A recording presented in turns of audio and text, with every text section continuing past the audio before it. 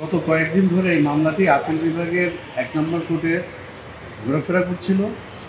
বিভিন্ন সময় আমাদের প্রতিপক্ষ সময় নিয়ে এটাকে বিলম্বিত করার চেষ্টা করেছিল। অবশেষে আজকে কার্যতালিকায় ৯ নম্বর আইটেম হিসেবে ছিল এবং এটা শুনানি হয়েছে। শুনানি অন্তে যে স্ট্যাটাস কোটা ছিল সেই স্ট্যাটাস কোটা ভ্যাকেট করেছে। হাইকোর্ট জাজমেন্ট দিয়েছিল যে এটা স্ট্যাটাস কো থাকবে, সেটাই বহাল রেখেছে সর্বোচ্চ আদালত। এর ফলে কি হলো?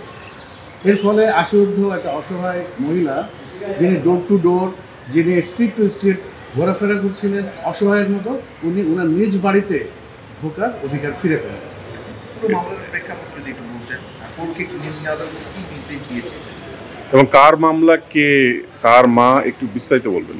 এই মামলাটা হয়েছিল পুরিন আফরোজ নামে একজন আছেন, উনি ওনার মা এবং আপন মা এবং ভাইয়ের বিরুদ্ধে মামলাটা করেছে।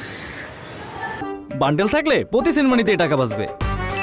বিকাশ সেনমানি বান্ডেল কিনে জিতুন প্রতি লেনদেনে। মামলাটা প্রথমে করেছিলেন উনি নিম্ন আদালতে। নিম্ন আদালতের রায় পুরিন আফরোজের পক্ষে যায়। পরবর্তীতে সেটা হাইকোর্ট তার বিপক্ষে রায় দেন জাজমেন্টের মাধ্যমে, এবং সেই জাজমেন্টটায় সর্বোচ্চ আদালত আপিল বিভাগ বহাল রেখেছেন। আছে নিম্ন আদালত কি নির্দেশ দিয়েছে? স্ট্যাটাস দিয়েছে।